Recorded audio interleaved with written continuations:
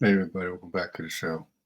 So I just got back from seeing the new Captain America film, Brave New World, and I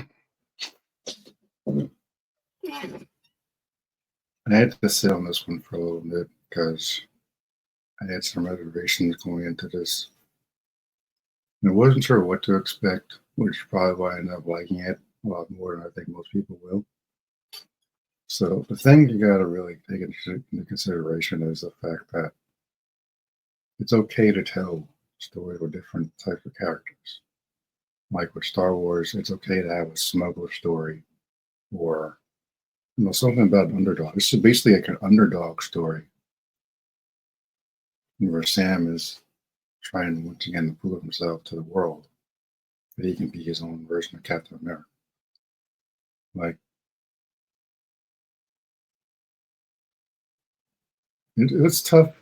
It's tough to market a character like Sam Wilson because let's face it, most people are just going to say, "Oh, just Falcon with the Captain America shield." Like, fine, whatever.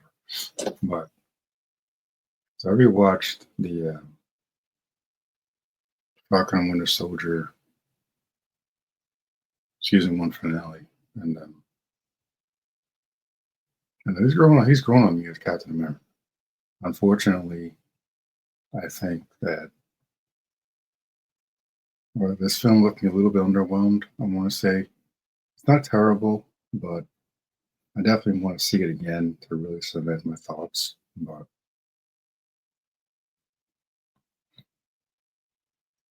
I haven't listened to any of the naysayers, but I can guarantee you that for me, I like it more than I can already say I like it more than most of the naysayers out there. And they're probably going to be more vocal than I am, which is fine. Really don't care about that type of stuff. But I thought Anthony Mackie really shined in this one as a Sam Wilson Cap. I like the new kid playing Falcon.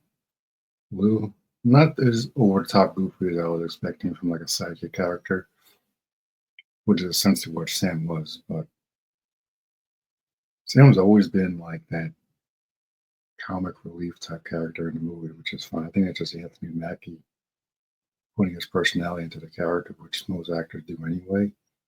But I think the reshoots, the consistent reshoot, I think, is what really hurt this film. It's not the fault of the actors.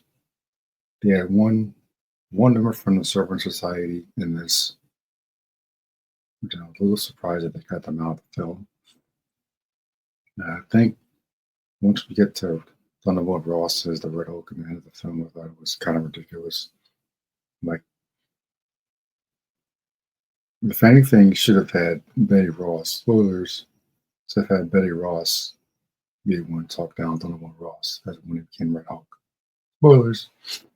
Unfortunately, well, in the comics, Red Hulk doesn't go back and forth like that, which is why I was a little shocked that they had him in the first place. Like, is Cap going to sing a lullaby now? Like, what's he doing? It was utterly ridiculous with the Red Hulk at the end smashing through a freaking White House. I'm like, but everyone out there has seen Batman and Superman Dawn of Justice. It's the exact same thing. Like Superman tosses Batman across the alley, throws him into the freaking bat signal, and smashes onto the roof like a paperweight. Like the amount of force it takes for the Hulk, any Hulk, to smash another person into a building, there's no way he's walking away intact. Sam ain't got no coverings on his face. Like his shield can do only so much. Yeah, I don't care what kind of tech he has. Just a freaking Hulk. There's no Bruce Banner in this. Bucky showed up for like 5 minutes, and they have that same discussion that he had with Rhodey in the Falcon Winter Soldier series about, oh, Steve made a mistake giving me the shield. I'm like, well, maybe. It's not even so much a mistake. It's the fact that people just keep harping on the same thing over and over again. You're not Steve Rogers. You don't have blonde hair and blue eyes. You can't be Captain America. So it felt like a retread of things that I didn't need to see again. It's like we know what Sam looks like. We know his background. We don't need to keep talking about the fact that he's not Rogers. Anyone with eyes can see that. Like, because Isaiah Bradley was basically his Bucky Barnes in this for the most part, as far as like retread and Winter Soldier esque storylines, which is okay, I suppose. It's trying to be a political thriller. I felt like they were trying to use Sam to push this political agenda, and don't like that. I think that was one of my main issues with Sam being Cap now, is they're just going to use him to push this ridiculous ideal. And when Ross is like, you're not Steve Rogers," that's the thing. Like, well, you might as well just say he's not, doesn't have blonde hair and blue eyes. That's exactly what he meant. I mentioned this to someone the other day. I'm like, no, they're going to bring it up. That's what he was implying. Implying like, because he wanted to investigate, Sam wanted to investigate why Isaiah Bradley went crazy, and Ross was basically saying, "You're not Steve Rogers." Basically means that because you got brown skin, I'm not going to let you investigate. But if it was Steve Rogers, I wouldn't care. That's what he meant.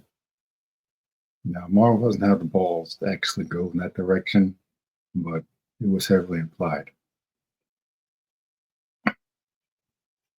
It's one of those you got to read between the lines type of things to understand what he's actually saying, because he doesn't do it again for the rest of the film. But that one scene was like, all right, I don't need this message repeated anymore. Thank you very much.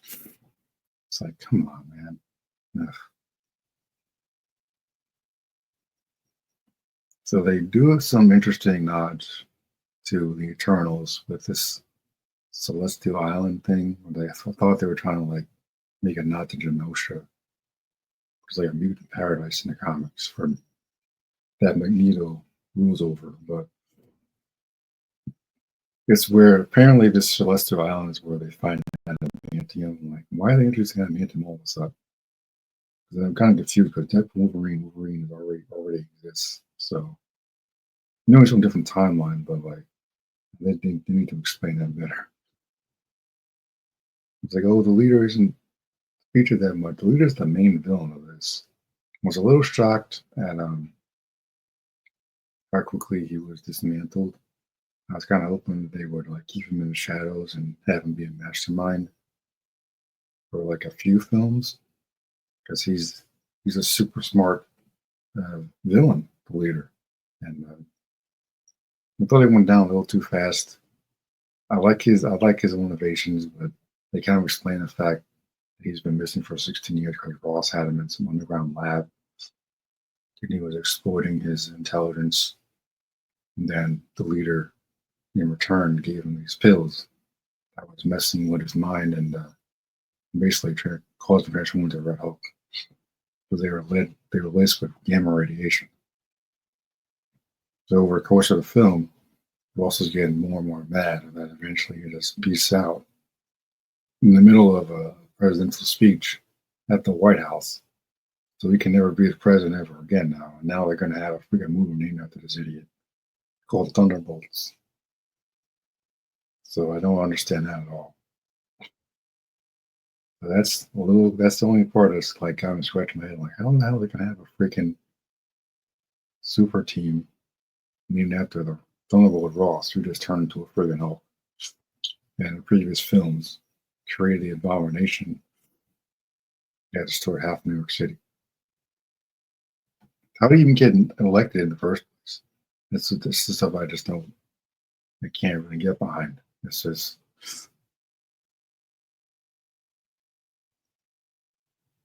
yeah. I mean, it's not a terrible film, but it's not Marvel's best. And wasn't really expecting it to be the best. It's probably the weakest of the Captain America films. I'm not saying that because of Sam. I'm just saying the writing was just not there. The reshoots is really what destroyed this film, I think. Um, I like the chemistry between him and the new Falcon. I think they're an interesting duo. Harrison Ford was fantastic as Thunderbolt Ross. He did his absolute best that he could give in his performance. That was great. It's Harrison Ford, so I was expecting no less than that. I think it would have been cooler to see like the Servant Society at the actual Servant Society in this versus like one dude with a machine gun. I'm like, all right, come on now, Marvel.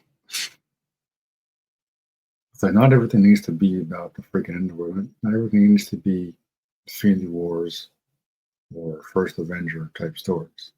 You can have a smaller story with lesser known characters and have it still work. I think that's why Guardians of the Galaxy did so well because it was a bunch of misfits brought together to save the galaxy. I think for me, I think that's why I enjoy this because it is a smaller story. Means Cap's trying to stop a world war between the United States and Japan that the leader has orchestrated from behind the scenes. Yeah, my only real gripe was that the leader was underused, I think, in this. He's already in the raft, so I think he was kind of wasted. He is a Hulk villain, which is another thing. It's like you got two Hulk villains fighting a guy that has no super serum. Even with the serum, it wouldn't really matter. There's no way that Sam should have been able to beat him. Like at one point, Red Hulk rips off one with vibranium wings. I'm like, what the hell's gonna do now?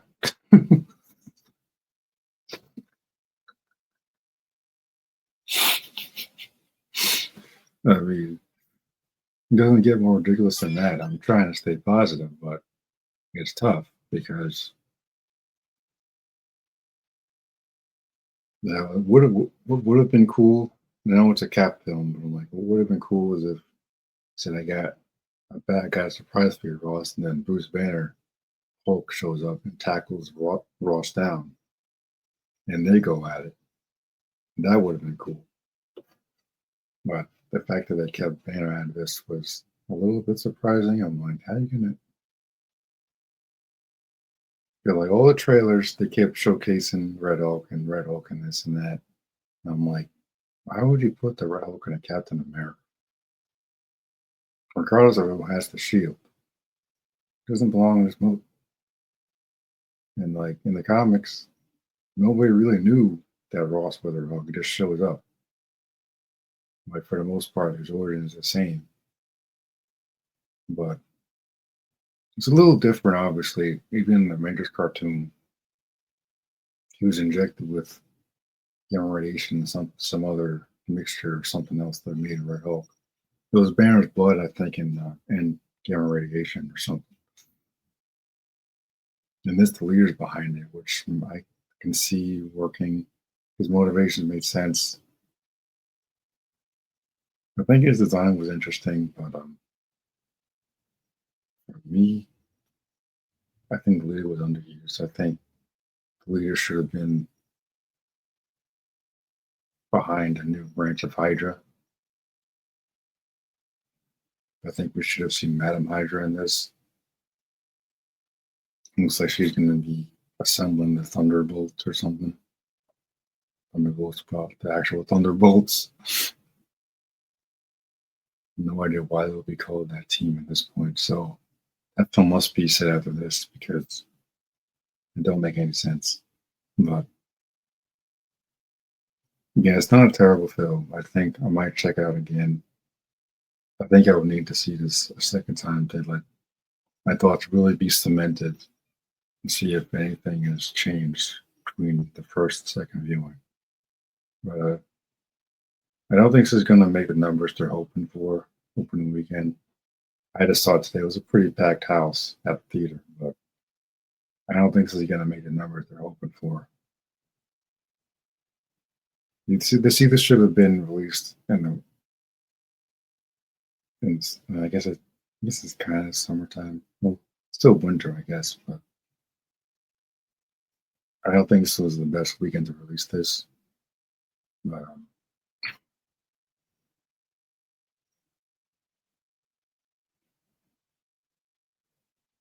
I mean, in my opinion, like I wouldn't really pay attention to the naysayers out there. They're just kind of nitpicking every little damn thing, starting with same skin color and just going from there. That's the only thing that people seem to bring up in their ridiculous arguments. He's not Captain America. He's got brown skin and this and that. Like, yeah, okay. There's no. When you really look at the naysayers, there's really no other arguments that they use besides that, and just makes them really, really shallow as individuals. That's just my 2 cents on that. But I wasn't expecting this to be like a major blockbuster. I'll definitely see it again. I'll definitely get the digital version for sure. Yeah, I was a little underwhelmed by the action. I think Sam needs the serum if he's gonna keep doing the fighting shit that Captain America actually does in the comics because I just noticed he was moving a lot slower than Rogers would. I'm trying not to compare him too much, but that's what happens when you have legacy characters. They're always going to be compared to the OGs. It's like, and that's where I could see a naysayer's argument working. It's like Terry McGinnis, for example, will never be Bruce Wayne, which is fine. Miles Morales will never be Peter Parker, which is fine. It's like Sam doesn't have to be Rogers, and I'm okay with that. Like I don't need him to do all the flips and stuff that Rogers would do in Winter Soldier and whatnot. But like I said in my Falcon Winter Soldier commentary, it's also on the channel. I think Sam makes sense as Cap in this modern world because this is the world he's always known. Whereas Rogers was a man out of time. He belongs in the 40s. That's the world he grew up in. And his entire arc in the MCU was basically being a fish out of water. Doesn't mean he wasn't Captain America, but I'm just saying for me, I think Sam makes more sense as Cap. They just need to have a better story going forward for him. But yeah, I like Sam as Cap. I like Anthony Mackie as an actor. I think he did a fantastic job as the character. I think it was a mistake to put the Red Hulk in this. I think it really brought down the movie for me. I'm like, because I'm sitting thinking, I'm like, gee, I wonder what they were thinking about in the writers. I'm like, huh. So for the grand finale of this Captain America film, specifically Cap with no super serum, what could we possibly do? Maybe bring in some new Hydra agents or something. No. Let's put the Red Hulk in the movie. That would be great. That's what people want to see.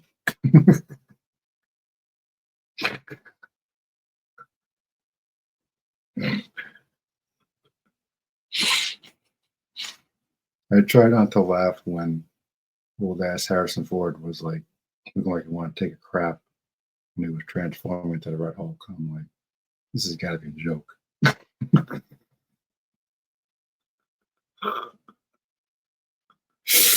It was funny. Of like, and it wasn't even like completely rageful. It's just like he just had a bad temper tantrum and just started beasting out because of these crazy pills he was taking, apparently. And again, what would have been more interesting for a finale is if Sam called another favor, someone named Bruce Banner or even his cousin Jen, to kick the shit out of the Red Hulk while Sam evacuates the city or something. Because like Sam ain't going up against the Red Hulk and walking away. He did in this one because, you know, reasons, I guess. But talking him down was stupid, in my opinion. But whatever. Doesn't mean it's not a good film. Just like, seriously, this is what you're doing for the freaking finale of your movie, just prop up his pillow, why don't you? So I thought that was a little silly. I'm like, again, Red Hulk rips off his vibranium wings at one point in the movie. I'm like, what the hell's he gonna do now? Like Falcon was out of commission, he was knocked out, and there's no other heroes in this film. Bucky shows up for like 5 minutes and then he just disappears. So Sam was basically on his own at that point, which gave him like still. I'm like, what the hell is he gonna do now?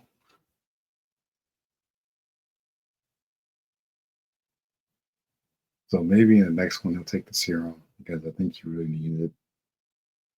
Like that's part of Captain America mantle. Even John Walker realized you need to have an edge to get rid of those crazy flag smashers in Falcon series. He got his ass beat by those bald chicks from Africa, from Wakanda. And when he took the serum, he was kicking all kinds of ass. So I think Sam needs to take the serum in the future Captain America films. I think he really needs the serum. Like if we're talking about Doctor Doom and possibly other great worldly threats.